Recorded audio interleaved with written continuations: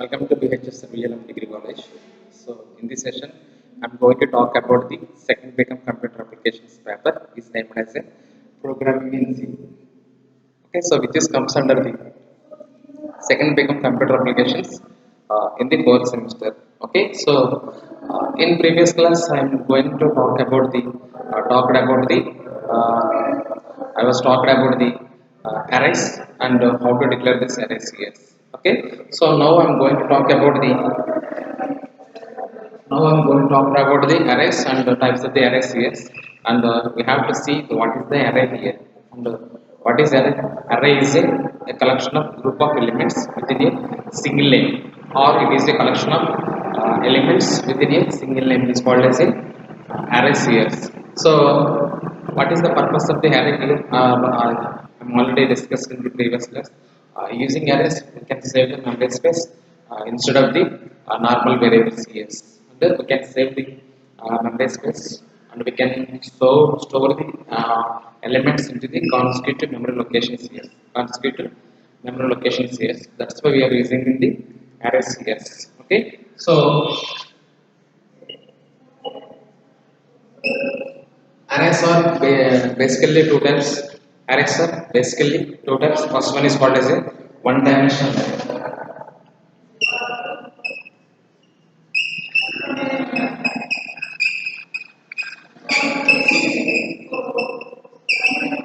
One-dimensional array. Second one is called as a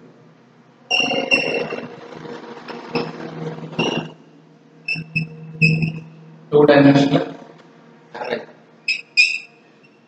One-dimensional is also called as a 1D, and two-dimensional is also called as a 2D here. Okay, and actually we have the arrays can be separated by the two types. First one is the one-dimensional array, and second one is called as a two-dimensional or multi-dimensional. Okay, or it is also called as a multi-dimensional array.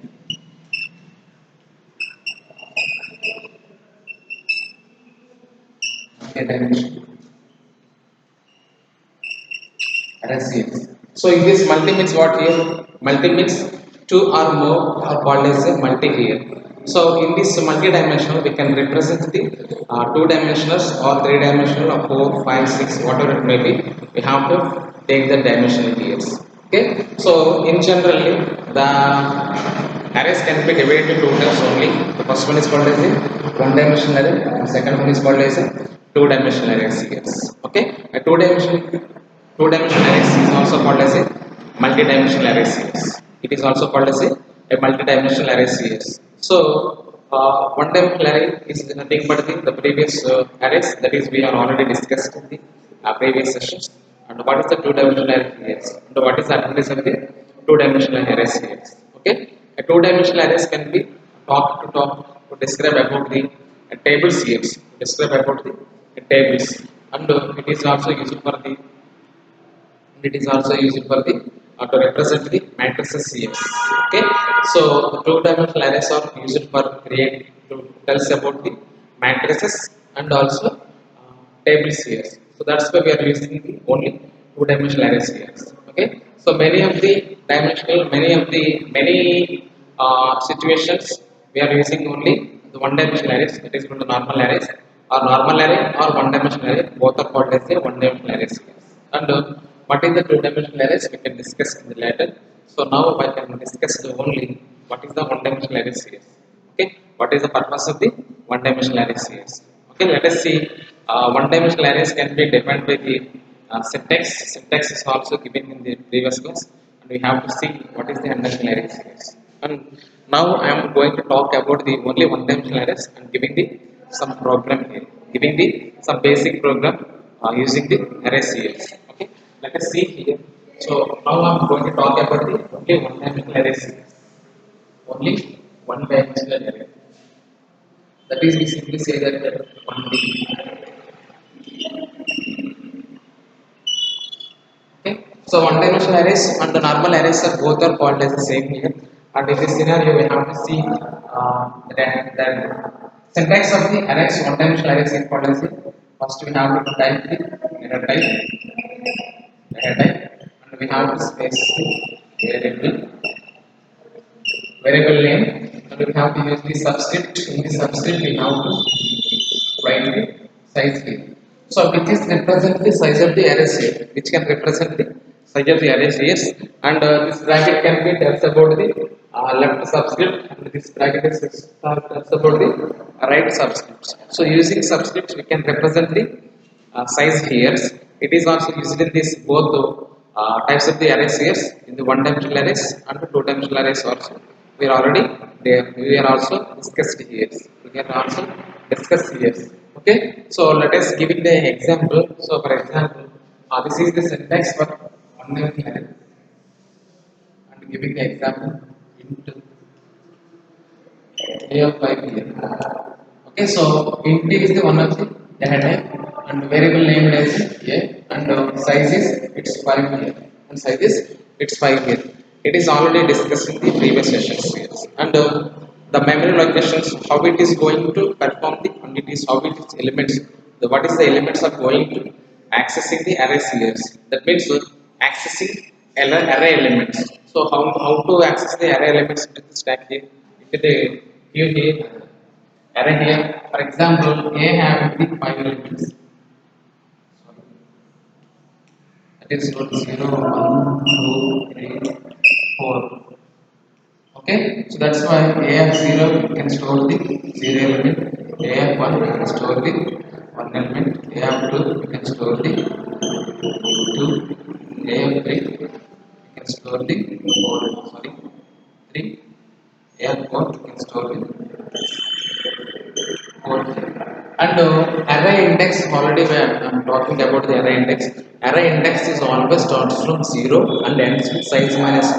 So that's why array index is always starts from 0. 0, 1, 2, 3, 4. In the location, I am entering the 5 values.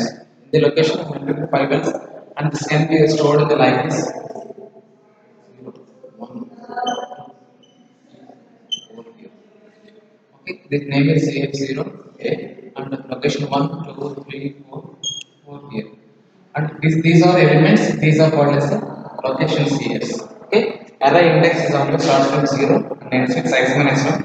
And actually, the array size is 5, 5 minus 1 equal to 4. That's why we can store the fourth locations here. And now I'm going to giving the example using the accessing array elements. Okay, so now I'm going to write the program here. So program for we have to write the program for write a program for write a program for accessing array elements. Okay, accessing array element. So I'm going to write this.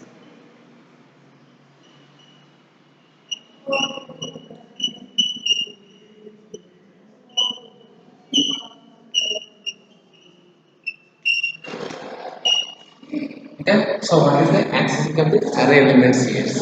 And in this scenario, so I'm giving the some program here. In this program, I'm using the before example int a of 5 is equal to I'm entering the 5 values. Okay, so with different values. Now the program will be going to write here. So how to access the memory locations here, and we have to represent the program using this accessing array elements, and I'm writing the program where you are using the arrays.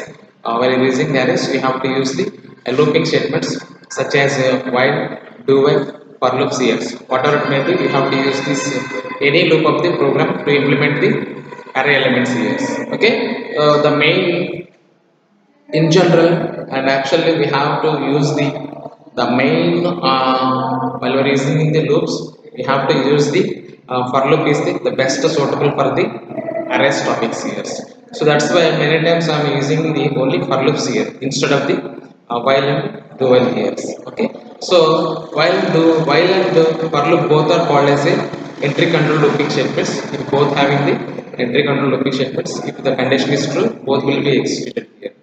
Whereas come to do while statements, do is the exit control statements. That's why the condition is true or false, the loop will be executed at least once here. So that's why we are using it that exit loop, that is we call as a do while loop here.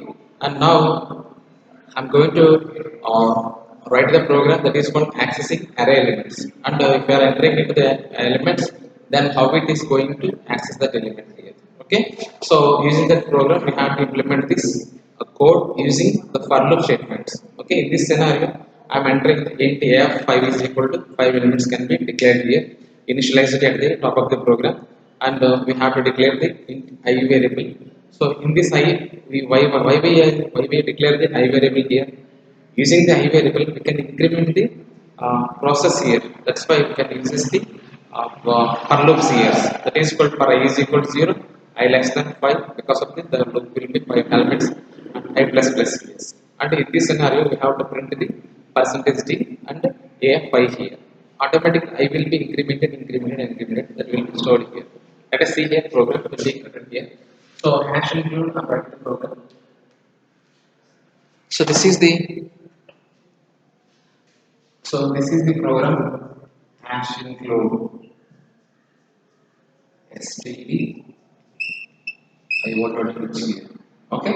So this is the main header file in the every program of the C program. That's why we can include these files only. Okay. So later we can write the program a main section, main program. In the main, I am declaring the one array variable, that is we call as into a of 5 here. Okay. Okay. So in the a of 5 here, and I'm declaring like this into. So like this, I'm also declaring this session. I'm also declaring int I here. Okay, we can declare the a of 5 comma I is also acceptable, but I'm declaring the with the two different statements because of the I will tell you the reason here. Okay, now I'm going to write the cl or scl function. Using this function, it can clear the previous output of the program here. So that's why we can see the only current program output only. So that's why I'm using this statement here. Okay. Next, I'm going to use this function that is called as for loop here. For I is equal to 0 and I less than or equal to I less than only 5 here. That is what is simply 5 elements here stored. But the array index is always starts from 0 and ends with size minus 1, that is equal to 4. That's why we are using 5, and we have incremented I plus plus here. And we have to use these statements and print the printf. Printf, we have to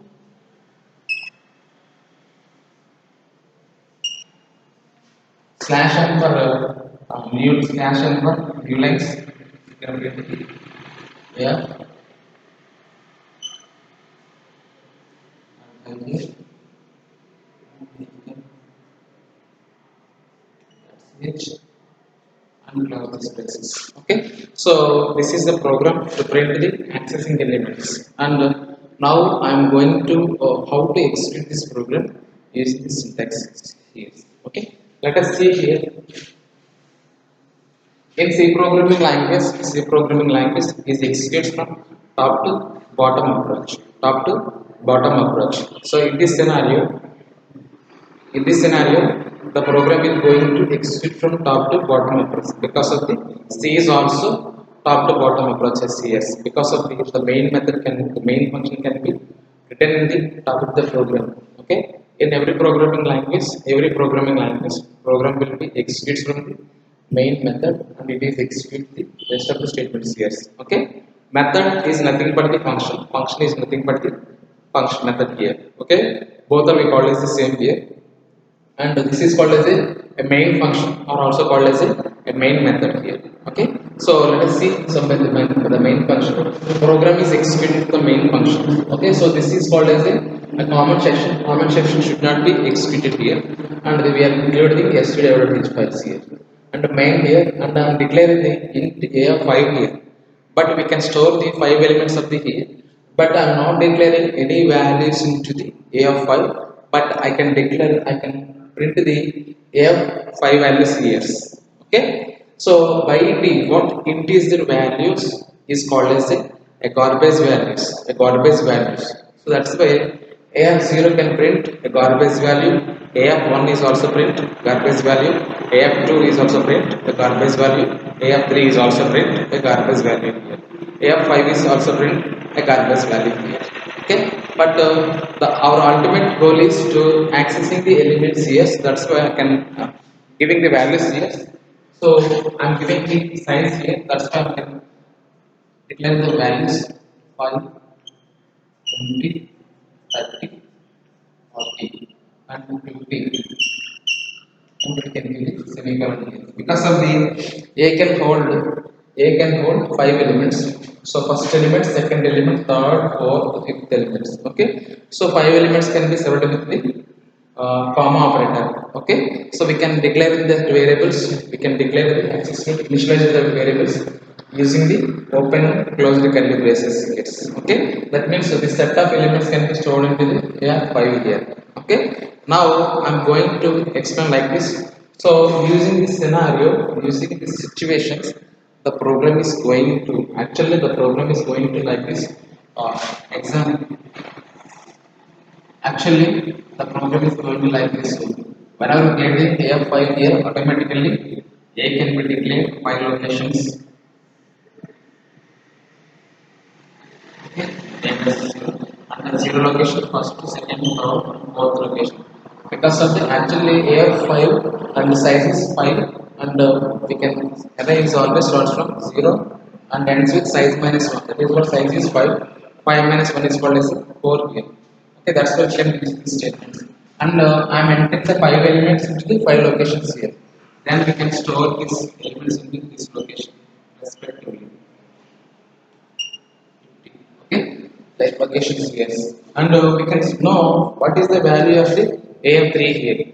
The AF3 is called as 40, and the AF2 1, and AF5 there is no 5 elements here because of the array size is only 4 of the here. And the rest of the program is going to execute here, and the answer will be like this. AF5 is equal to 0, 1, 2, 3, 4, 5 elements. There is a no array here, and I am declaring the I variable. I am not initialized here. Here I can take the a garbage value here in this section, and CLRS here, and we can declare the I is equal to 0. So initially, at this time, I having the garbage value, and here I am declaring the initialization with the 0. That's why garbage value is erased, and it can place 0 can be placed into that value here, and I less than 5, I plus plus here. Okay, we are already know what is the for loop here. So for is a entry control looping statements. If the condition is true, the loop will be executed, and it is continuously repeated at one time. The loop will be at the false, and automatically the loop will be controlled stopped here. And whenever the condition becomes false, automatically loop will be skipped to execute here. And check the condition, you have to see here I is equal to 0. So I equal to 0 and I less than 5, I plus plus. Okay, the loop is always going to from the condition to statement, statement to increment, increment to condition. So the loop is always going from one place to another place as a cyclic order, from condition to statement, statement to increment or decrement operator, and the increment operator is going to again condition, and again going to statements, and again going to increment or decrement operator here. So that situation we are using that increment and decrement operator here. Okay, let us see here. Now I am going to talk about this execution of the logic, and control comes to here, and what is the initializer here? 0. Okay, initializer 0 and coming to here, and the condition is going to I less than 5 here. Okay, what is the I value here? I value is initializer 0. Okay, condition is true, and the control comes to here, and it can print in the A of I is equal to 0. So A of I is equal to 0, what is the value here? A of I is equal to 0, that means 0.